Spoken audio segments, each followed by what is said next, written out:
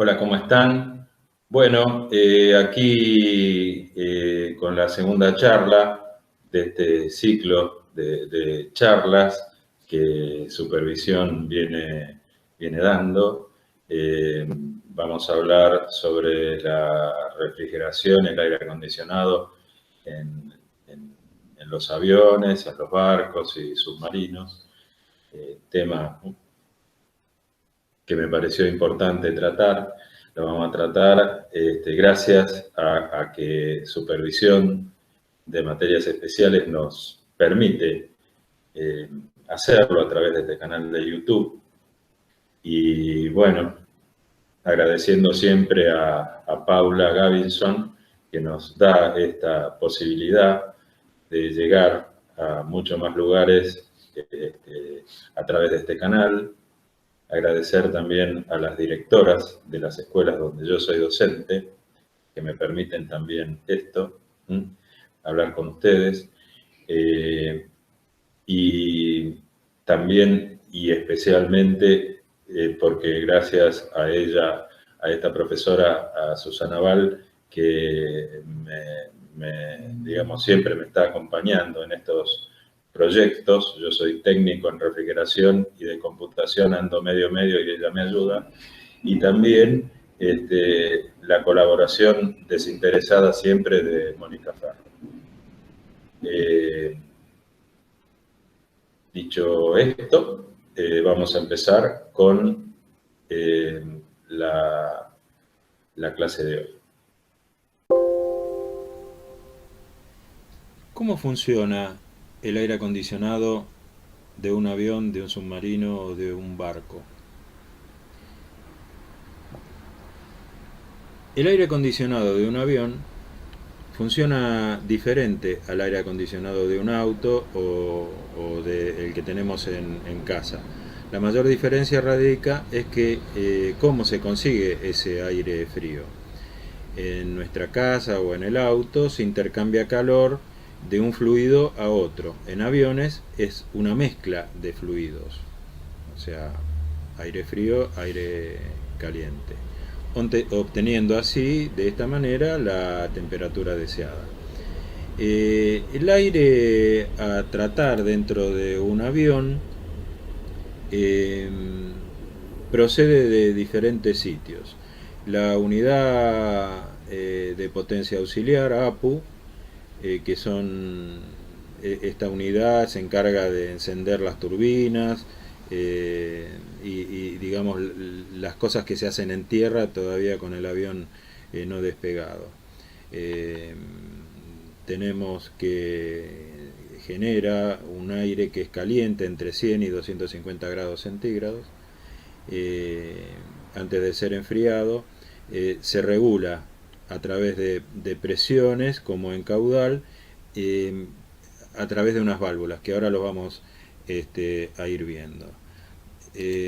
Tenemos como dijimos, el APU, que es el auxiliar de Power Unit, que ya lo describimos, y también tenemos el Ground o el GPU, Ground Power Unit, que es el sistema de tierra que alimenta digamos, a todas las funciones del avión antes del despegue. El aire acondicionado, por ejemplo, en tierra lo maneja este grupo. Eh, Después nosotros vamos a ver que en el avión hay, una vez que está despegado, la temperatura del aire del avión puede ser regulada.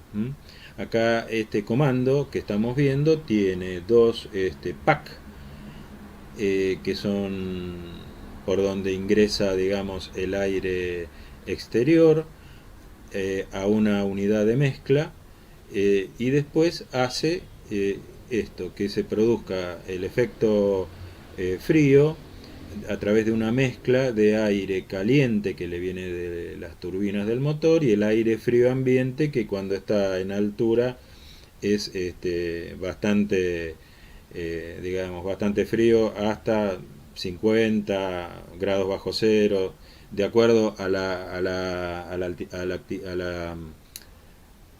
altitud que tiene el avión. Una vez que se regula en presión como caudal, el aire pasa a través de un intercambiador primario que se llama. Estos intercambiadores son radiadores donde el aire caliente se enfría, transmitiendo su calor al aire del exterior del avión. Una vez que el aire pasó por el primer intercambiador, pasa por un compresor. En este compresor el aire se comprime y calienta, y pasando a otro intercambiador principal, donde el aire vuelve a enfriarse con aire que viene del exterior del avión. Eso se regula con esta unidad, ¿no? con las válvulas de control de flujo del PAC 1 y el PAC 2. Después pasa por un recalentador que lo llaman rear head, y por un condensador. La función del recalentador es calentar el aire, lo que aumenta el rendimiento de las turbinas también, que atravesará después. Y la función del condensador es condensar y expulsar el agua que pudiera tener ese aire que está entrando al avión tratado. Una vez que el aire ha sido calentado en este rear head, pasa a la turbina, donde se enfría. A su vez mueve el compresor por donde pasó al principio, y una vez que el aire pasó por la turbina, el aire está entre más o menos 0 y 5 grados. De ahí pasa a la unidad de mezcla, donde se va a regular la temperatura.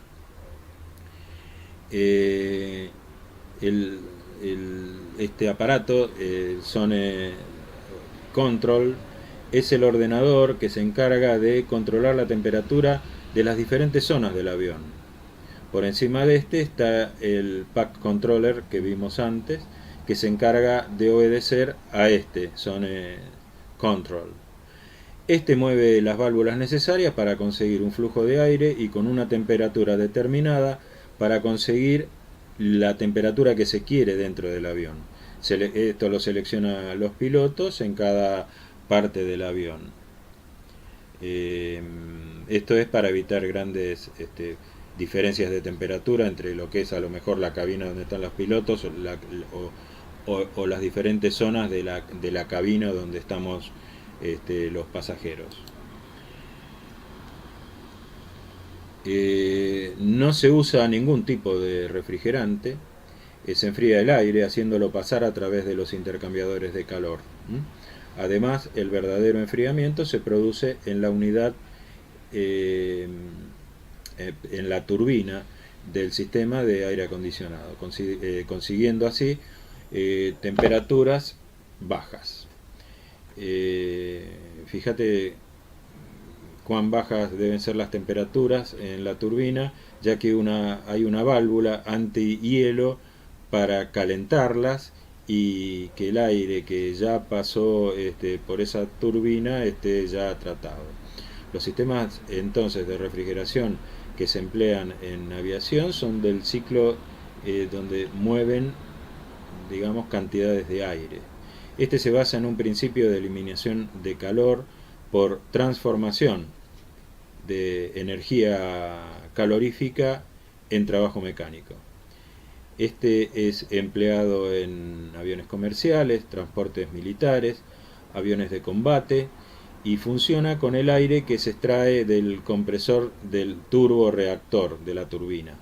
Dicho aire caliente a presión se emplea para calefacción, refrigeración, incluso para presurizar el avión, la cabina donde estamos nosotros, el interior del avión. Ahora, con respecto a la unidad de aire acondicionado, el avión, según su tamaño, dispone de una o más unidades independientes, que se muestra aquí en el esquema. Consta de un conducto de aire de entrada de aire frío, un intercambiador de calor o radiador, y el conjunto turbina de refrigeración. El conducto de aire de impacto, que es una tubería que está conectada a la compuerta situada en la superficie exterior del avión, de manera que en el vuelo el aire frío y con presión dinámica suficiente entra por una compuerta y sigue el curso del conducto. Por esta razón, esta corriente se denomina aire de impacto. El conducto en celeste en la figura está abierto por sus dos extremos, de manera que continuamente entra y sale aire captado del exterior del avión. El intercambiador de calor o radiador, en el interior de este conducto está el intercambiador de calor por el cual circula el aire caliente y a presión extraída del compresor de la turbina. Este intercambiador es simplemente un radiador que está bañado por la corriente de aire frío de impacto. El conjunto turbina de refrigeración consta de un ventilador de aspiración de aire de impacto que entra. Este ventilador y la rueda de la turbina están unidos por un eje, de manera que giran a la misma velocidad, y en realidad el rotor de la turbina que mueve al ventilador, excepto cuando el avión está en tierra, donde no hay corriente de aire de impacto, en este caso el ventilador se mueve por un motor eléctrico y, como dijimos antes, con esa unidad que utiliza en tierra.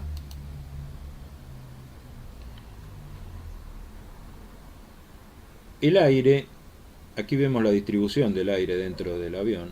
El aire frío que procede del pack en la unidad mezcladora, el que está en verde, Mixer Unit, se mezcla con el aire ambiente de la cabina de pasajeros del avión. Después se bifurca y canaliza en las zonas que tenga el avión, que normalmente suelen ser tres: cabina de pilotos y zona delantera y trasera de la cabina de pasajeros. Como se dijo al principio, el aire acondicionado de un avión resulta de la mezcla del aire frío con aire caliente. Una vez que se ha obtenido el aire frío en el pack, este es mezclado con aire caliente que proviene directamente de los motores o del APU. La cantidad de aire caliente que al añadir al aire frío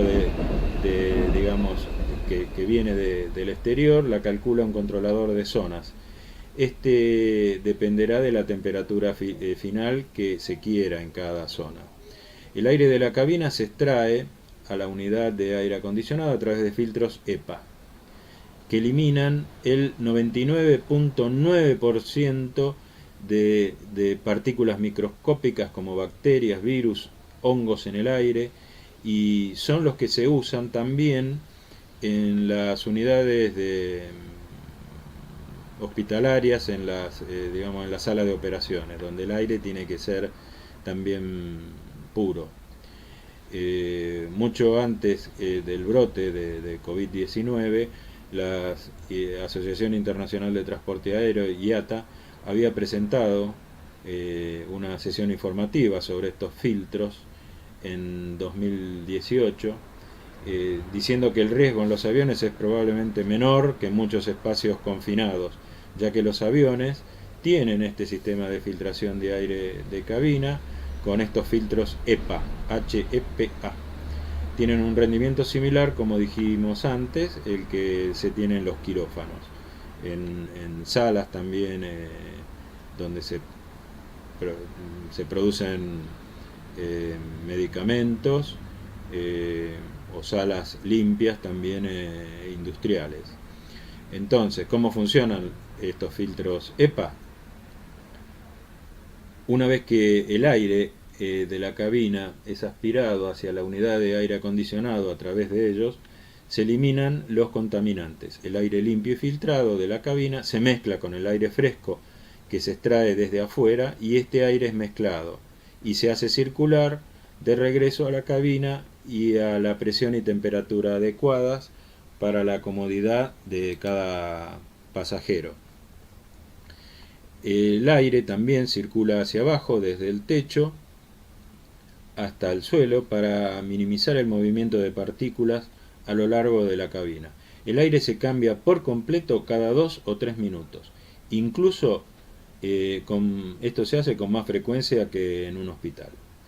El controlador mueve unas trim air valve, que son válvulas, y según su posición más o menos aire caliente se añadirá al aire frío, lo que se traduce en una menor o mayor temperatura dentro del avión. Este sistema, digamos, que estuvimos viendo hasta ahora, es de un Boeing 737, que no es muy diferente a los modernos aviones Airbus A330. Hablemos del aire acondicionado en una estación espacial. ¿Cómo funciona? En un nuevo y extraño mundo donde el aire caliente no asciende y el calor no se propaga, los sistemas de control térmico de la Estación Espacial Internacional mantienen un delicado equilibrio entre el frío infinito del espacio y el calor abrasador del Sol. Sin controles térmicos, la temperatura del lado hacia el Sol de la Estación Espacial en órbita ascendería a 121 grados centígrados, mientras que el lado opuesto descendería a menos 157 grados centígrados. Entre estos extremos podría encontrarse un lugar con la temperatura aceptable en el medio de la estación, pero encontrar esa temperatura no es una tarea tan fácil.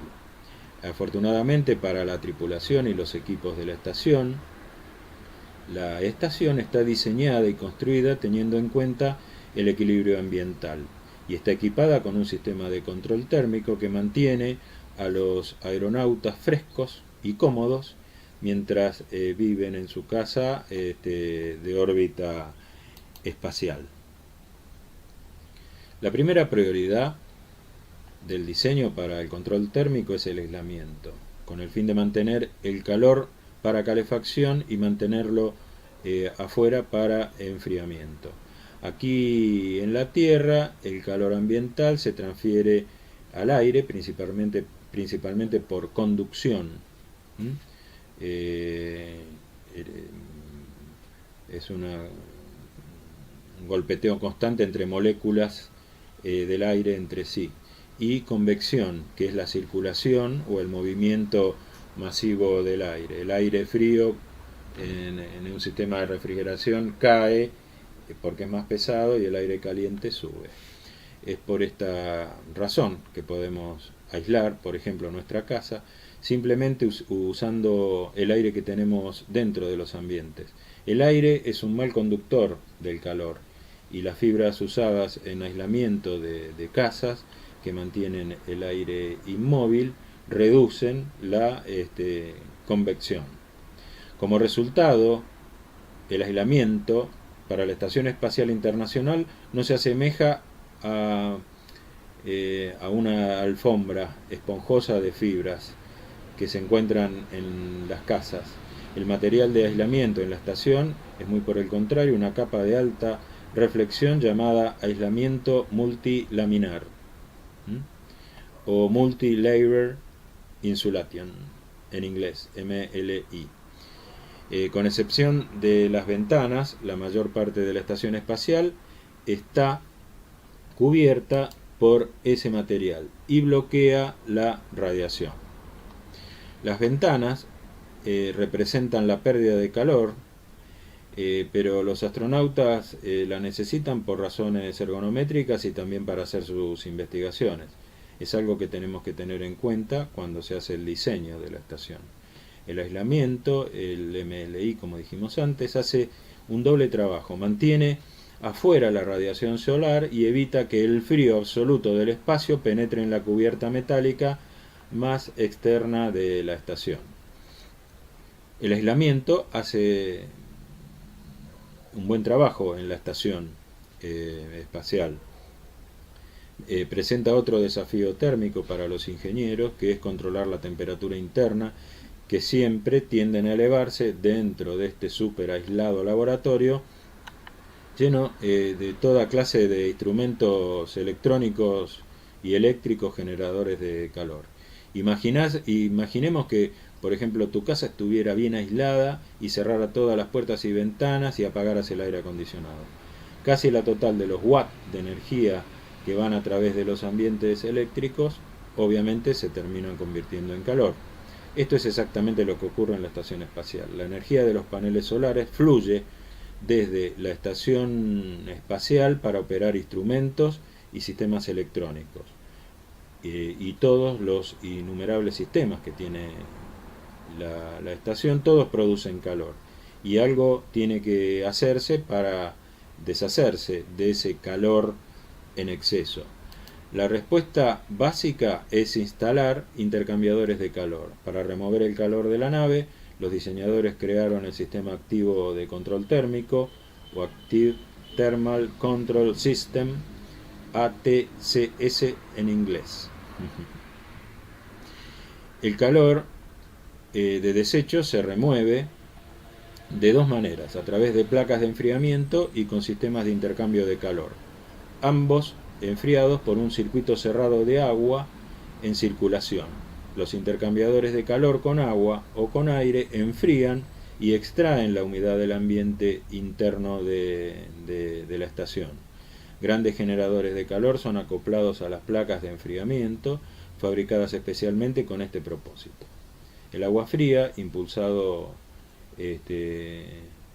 por una bomba del tamaño de una moneda y que trabaja a 17.000 revoluciones por minuto, circula a través de estos aparatos de transferencia de calor para enfriar el equipo. El exceso de calor es removido por este eficiente sistema de líquido de intercambio de calor. Después enviamos esta energía a radiadores que disipan el calor hacia el espacio.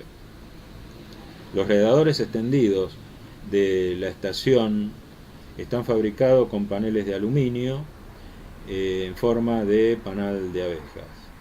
En la estación internacional existen 14 paneles, cada uno de 1.8 por 3 metros, para un total de 156 metros cuadrados. Digamos que es el área de transferencia de calor con tuberías de amoníaco.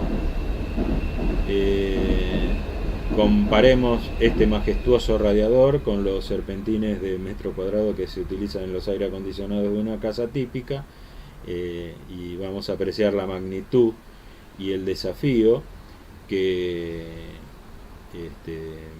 conlleva el ejecutar estas operaciones de rutina en el espacio. Finalmente, el movimiento del aire es uno de los factores principales para obtener un equilibrio interno entre el frío y el calor. ¿Y cómo funciona el aire acondicionado y refrigeración de un submarino? La potencia frigorífica instalada se utiliza prioritariamente para acondicionar la atmósfera de los compartimientos de operaciones y de los alojamientos donde está el personal militar, con el fin de obtener y mantener una temperatura máxima de 30 grados y un estado de humedad relativa entre el 50 y 60%. Existen dos grupos frigoríficos de aire acondicionado de las 27.000 frigorías hora de potencia instaladas en el compartimiento, por ejemplo, de auxiliares número 1. La potencia frigorífica se disipa en un intercambiador refrigerante-aire colocada en la descarga de un ventilador de aire fresco. Los grupos son iguales a los instalados en submarino de serie 60, que es de donde sacamos la información. Las calorías disipadas en este buque por los distintos equipos y por la dotación son absorbidos por los grupos de aire acondicionado según el siguiente principio de funcionamiento. un compresor descarga a un condensador el refrigerante en forma de gas y cargado de calorías, donde se licúa el refrigerante cediendo ese calor al agua de mar. Es como si fuera la unidad exterior que nosotros tenemos en casa. Bueno, ese es el condensador. En nuestra casa se refrigera con aire, con el aire ambiente. En el submarino, con el calor, o sea, transfiere el calor al agua. O sea, el elemento condensante no es aire, sino que es agua. A continuación, este refrigerante líquido se expansiona a través de una válvula de expansión termostática, vaporizándose a lo largo del evaporador, donde absorbe las calorías necesarias del aire que está circulando dentro del submarino. La circulación de los condensadores es, como dijimos antes, con agua de mar. Ese intercambiador de refrigerante-aire lleva serpentinas separadas por el interior, de los cuales circula el refrigerante que viene de los compresores. El aire se enfría al pasar sobre estos serpentines. Un separador evita el arrastre de gotas de agua de condensación por el aire. El agua de condensación luego se purga en un tanque de agua sucia del compartimiento de la sala de máquinas. Un sistema de regulación permite mantener el aire que sale del intercambiador refrigerante-aire a una temperatura constante y se regula de acuerdo a lo que se desee. Esta regulación se efectúa según termostatos que actúan sobre digamos, las ventanas de regulación de donde sale el aire en el cajón donde está el evaporador, que sería el evaporador es la unidad interior en nuestras casas, puenteando una parte de aire, y sobre el caudal del refrigerante en circulación. El manejo y control de los grupos del aire acondicionado se efectúa desde el compartimiento digamos de la sala de máquinas. Para el control de ambos grupos existe en el puesto de control y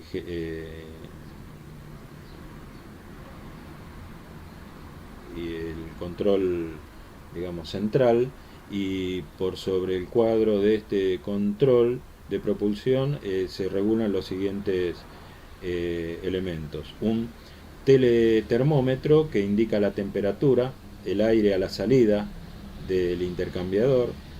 Un telemanómetro que indica la presión de alta y presión de baja del refrigerante, y un piloto luminoso que indica la marcha de compresores, si tienen algún fallo o si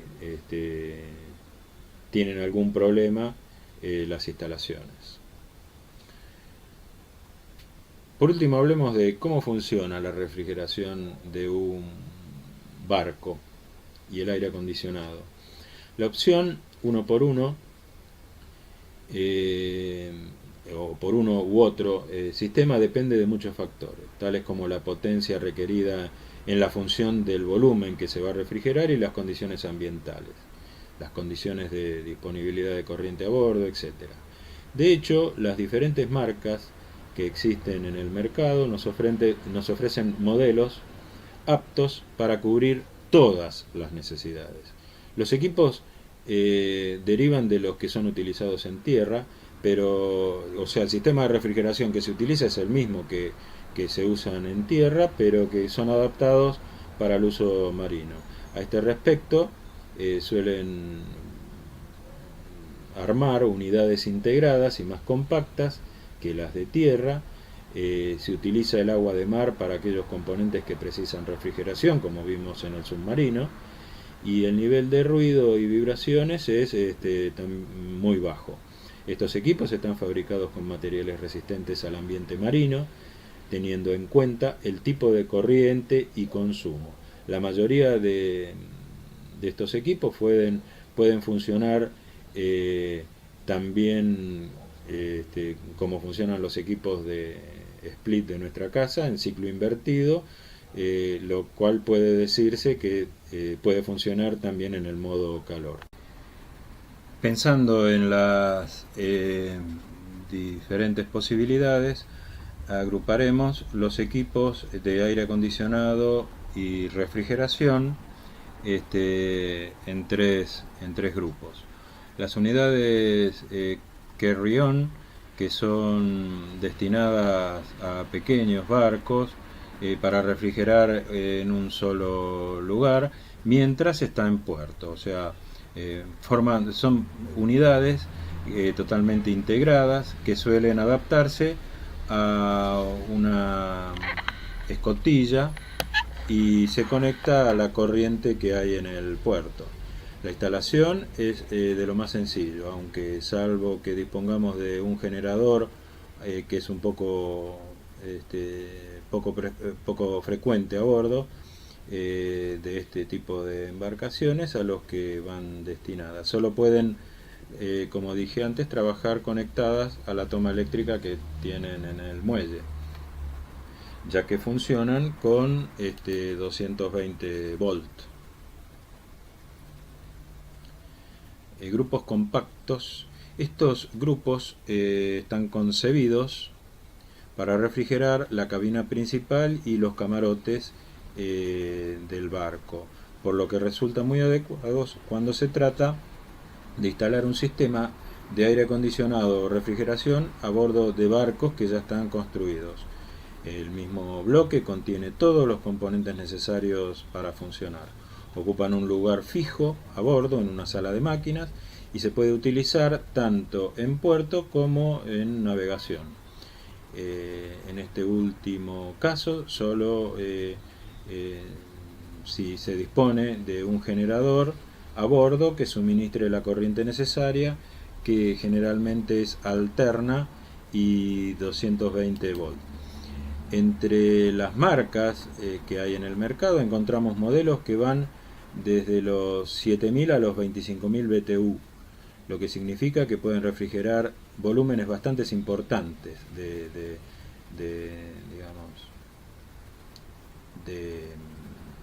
producto y de personas. Algunos modelos utilizan agua de mar para refrigerar el equipo mientras funciona. Aquí tenemos el sistema, que vemos que el agua de mar entra por la válvula número 1, va por 4, 5 y 6, donde entrega calor al 9, que es el condensador, donde el agua después sale por el 2, otra vez al mar, y es agua caliente que utilizó el sistema como para refrigerarse. Es como acá usa el agua de mar como si fuera, ¿vieron la unidad exterior del split? Bueno, tiene un ventilador, eso se refrigera con aire. Acá se refrigera con agua de mar. Y después por otro lado tenemos el circuito de refrigeración, que está con el número 17 el compresor. Va por la cañería 16, entra en 10, que es el condensador, donde el refrigerante se transforma en líquido. Después pasa a 11, donde se transforma en vapor. Y ese vapor entra otra vez al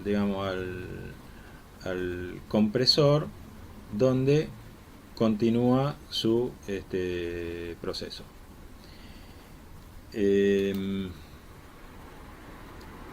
Después tenemos otros sistemas que, si hablamos de barcos de gran porte, uno de los sistemas preferidos por los astilleros para instalar en sus unidades son unidades de tipo comercial, como las que hay en tierra. La heladera que tiene el chino en el supermercado es la misma. Lo único que, como dijimos antes, tiene que tener una conexión o un generador de 220 volts. El grupo base con el compresor se suele instalar en una sala de máquinas, conectado a través de conductos con evaporadores montados en las distintas dependencias, y el control de temperatura en cada una de esas dependencias, de salas, de camarotes y de cámaras frigoríficas, se realiza automáticamente, reduciendo caudal de refrigerante que llega al evaporador o variando velocidades de motor del ventilador. Bueno, con esto terminamos por hoy. Dios mediante, el viernes próximo nos veremos. Y si tienen alguna duda, alguna consulta, no duden en hacerla, que yo se las voy a responder. Gracias por estar ahí.